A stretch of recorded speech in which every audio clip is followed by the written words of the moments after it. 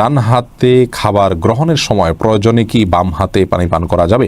তাহাজ্জুদ নামাজ কি মসজিদে পড়তে পারবো? ওযু করার সময় বেসিনে পা ধোয়া কি ঠিক? নামাজের সময় মোবাইলে চোখ গেলে কি নামাজ হবে?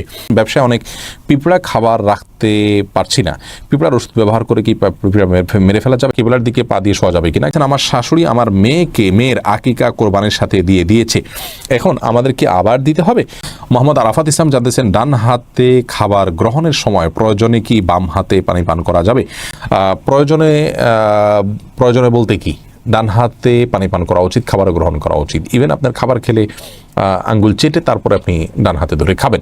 যদিও আমাদের দেশে ওলামা ইকরাম বলেন যে বাম হাতে আপনি পানির পাত্র ধরলেন, ডান হাত দিয়ে ঠেক দিলেন, তার মানে দুই হাত ধরে খালেন, এটা জায়েজ আছে, এটা একটা পন্থা মাত্র, কিন্তু সবচেয়ে উত্তম হয় সরাসরি ডান হাতে খাওয়া। সেক্ষেত্রে খাবার লেগে যাওয়ার যে ভয় থাকে গ্লাস ইত্যাদিতে, সেটা থেকে বাঁচার জন্য আপনি পরিষ্কার করে নেবেন, আলতো করে ধরবেন, কিন্তু ডান হাতে খাওয়া উচিত, পান করা উচিত, যেহেতু হাদিসে সুস্পষ্টভাবে ডান হাতে খাওয়া পান করার নির্দেশ রয়েছে।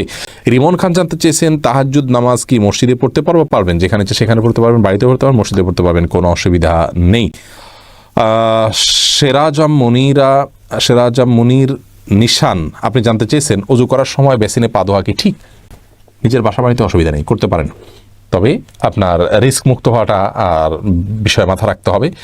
নিজের জন্য রিস্কি হলে সেটা আপনার জন্য করা উচিত হবে না, কারণ নিজেকে বিপদের মুখে ঠেলে দেওয়া ইসলামের শরীয়তে কিন্তু জায়েজ নয়। অনেক সময় এখান থেকে পড়ে বা দুর্ঘটনার শিকার হতে পারে মানুষের। যদি সেরকম না হয়, আপনি আশপাশে কিছু ধরে করতে পারেন, তাহলে এটা জায়েজ আছে, কিন্তু পাবলিক প্লেসে বা বাইরে এরকমটি করা অনুচিত, যেহেতু এটা দৃষ্টিকটু। অন্য ধরনের মানুষরা আছে যারা এই বেসিন ব্যবহার করবে, তারা দেখে হয়তো ইসলাম সম্পর্কে বাজে ধারণা নিবে, বা তাদের হক নষ্ট হতে পারে, বা আশপাশে পানি পড়ে ভিজে যাবে, জায়গাগুলো নষ্ট হবে। সেই জায়গা থেকে পাবলিক প্লেসে এমনটি না করা উচিত, কিন্তু করলে ওযু হয়ে যাবে। এরপরে আলমগীর হোসেন জানতেছেন, নামাজের সময় মোবাইলে চোখ গেলে কি নামাজ হবে? নামাজ হয়ে যাবে, কিন্তু এটি নামাজের মানকে অনেকখানি নিচে নামিয়ে দিবে।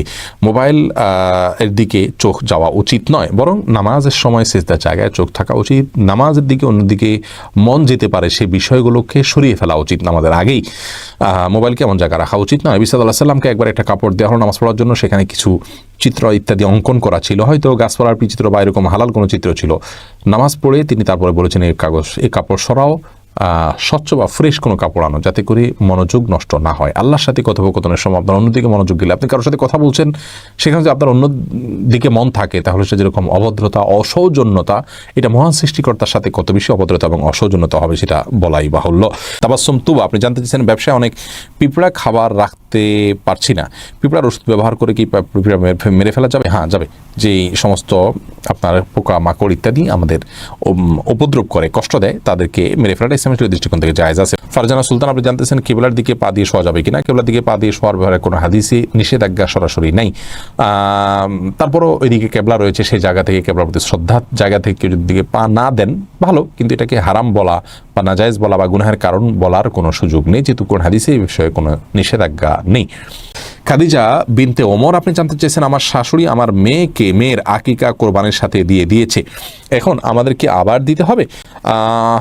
যদি আপনার স্বাবলম্বী থাকে তাহলে আবার দেওয়া উচিত, কারণ কোরবানি এবং আকিকা একই পশুতে দেয়া সঠিক নয়। এই মতটি আমাদের কাছে অধিকতর গ্রহণযোগ্য হয়। পাকিস্তানের মুফতি রশিদ আহমদ সহ আহসানুল ফতোয়াতে তিনি লিখেছেন, তিনি সহ আর অনেক উলামা ইকরাম এই মতটিকে গ্রহণ করেছেন। আমাদের কাছে এই মতটি বেশি শক্তিশালী মনে হয়। যদি আপনার সামর্থ্য না থাকে, তাহলে ইনশাআল্লাহ যেটা হয়েছে সেটার উপর আপনি নির্ভর করতে পারেন।